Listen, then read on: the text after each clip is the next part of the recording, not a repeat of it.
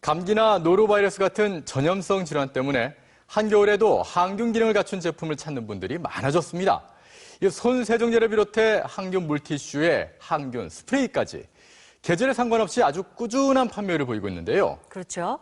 하지만 유해 세균을 없애는 제품을 구입할 때마다 항균 제품을 사야 할지, 살균 제품을 사야 할지, 제균 제품을 사야 할지 비슷하지만 다른 의미 때문에 헷갈려 하시는 소비자들이 많다고 합니다. 예, 정말 헷갈리실 거예요.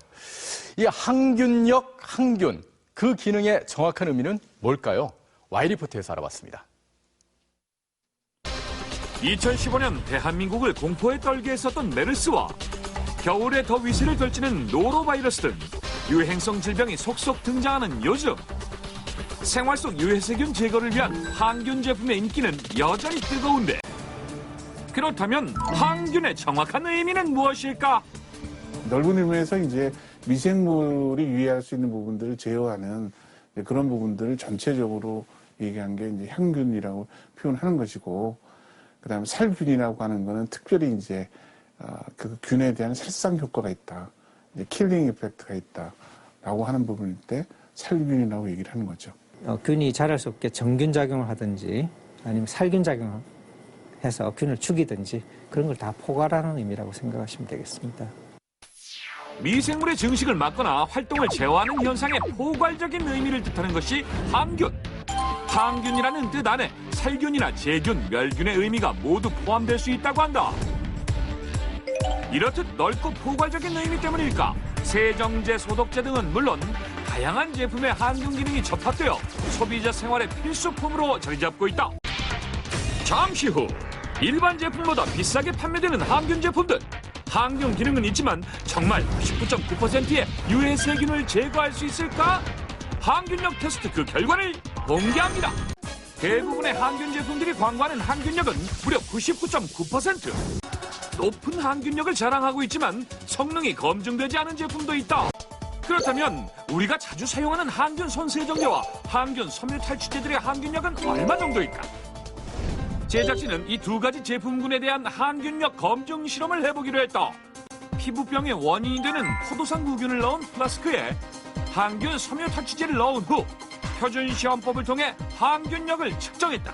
화면상에 보시는 바와 같이 대략 미생물의 포도상구균의 수치가 약 한 500마리 이상 되는데요. 그 중에서 이제 한 2마리 정도가 지금 살아있고 나머지는 다 죽은 형태를 보였습니다. 그거를 이제 수치로 환산을 하면은 대략 99.9% 이상 지금 항균 효과가 나타났다라고 얘기를 할 수 있겠습니다. 하지만 항균 섬유 탈취제 포장에는 99.9%의 세균 제거율만 크게 써 있을 뿐 어떤 균이 제거되는지 정확히 알기는 힘들었다.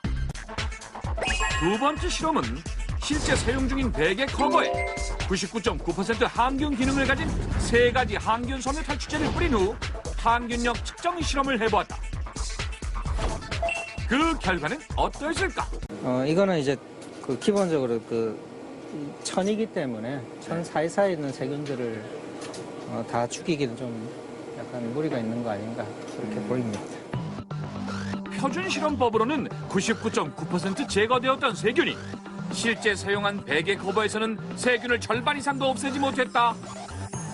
세균 오염이 심하게 의심되는 게 묻었다. 그래서 균을 죽이겠다는 목적으로 사용하기는 좀 곤란할 것 같고요.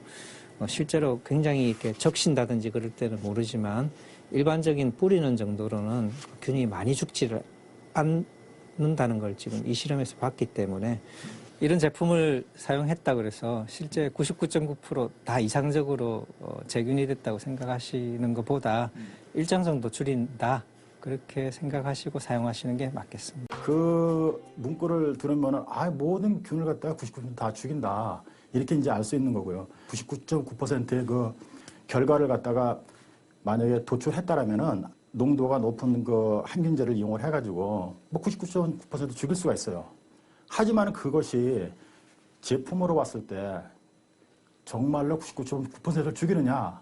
그건 실험을 해보지 않는 이상 또는 회사에서 그 데이터를 갖다가 제시해주지 않는 이상에는 좀 믿기가 어렵다. 냄새도 없애주고 항균력도 높다는 이 항균 섬유 탈취제가 있습니다. 그런데 정작 쓰는 분들은 쓰면서 불안해한다고 하시는데요. 자세한 성분을 알 수 없기 때문이겠죠? 항균 제품들에 사용된 성분 중에 어떤 것들을 주의해야 할까요? 또 좀 더 안전하게 항균 제품을 사용하는 방법까지 함께 알아보겠습니다. 옷을 입은 상태에서도 뿌리고 매일매일 사용하는 다양한 섬유 제품에 뿌려지는 항균 섬유 탈취제. 하지만 이렇게 매일같이 뿌리는 제품의 성분은 구체적으로 공개되어 있지 않은 것이 현실이다. 항균 섬유 탈취제는 공산품으로 지정되어 있기 때문이라는데 전 성분을 공개하지 않았기 때문에 몸에 유해한 성분이 있는지 없는지조차 파악이 되지 않는 상태. 하지만 이미 미국 환경단체 EWG에서는 유명 항균 섬유 탈취제의 성분이 발암 성분이나 알레르기 발생에 매우 우려된다는 평가를 내렸는데 그중 냄새 제거 성분에서 높은 수준의 암 발생이 우려가 되고 호흡기와 장기에 영향을 미칠 우려가 있다고 분석했다. 암모늄 화합물에서는 심각한 수생 생태 독성이 우려되었다. 특히 보면 요게 이제 향균제, 탈취제 부분에 있어서가 제일 독성이 강한 소비자 안전 쪽이나 문제가 있는 F등급을 받았더라고요. EWG에서 보면은. 네. 충격적인 거죠. 그뿐만 아니라 공기 중에 분사되는 섬유 탈취제의 제형 자체가 위험하다는 의견도 있었다. 생활하는 과정 중에 이제 코로만 들어가는 것이 아니고 흡입을 하게 되면 그러면 이거 자체가 굉장히 입자가 작은 형태이기 때문에 기관지 쪽에 자극을 주거나 알러지 반응을 일으키거나 천식에 대한 발생 위험도 높게 됩니다. 해당 업체의 입장을 들어보았다. 이 제품에 어떤 성분이 들어가 있고라는 부분은 사실은 저희가 해당실상 말씀을 드릴 수가 좀 없는 부분 항상 이제 말씀을 드리고 있고요. 이제까지 출시된 이후에 한 번도 그 안전사고에 대한 부분은 일어난 적이 없습니다. 네, 그만큼 이제 안심하고 사용하실 수 있다고 이제 저희가 소비자분들께 항상 자신 있게 말씀을 드리고 있고요. 항균 성분과 계면 활성제에 대한 의문은 계속 이어지고 있다. 계면활성제 중에서도 양이온 계면활성제가 피부 자극도라든가 아니면은 피부를 빨갛게 만들고 아토피성 피부병을 일으키는 가장 큰 주범이라고 볼 수가 있어요. 그런데 항균이라고 하는 거 안에는 그런 물질들이 굉장히 많이 들어갑니다. 그러다 보니까 이제 가려움증을 느끼는 거고 오래 사용하시면은 건조해지고 피부막이 상하고 그리고 보습 장벽들이 없어지니까 또 그런 것들이 계속 피부염을 일으키게 되거든요.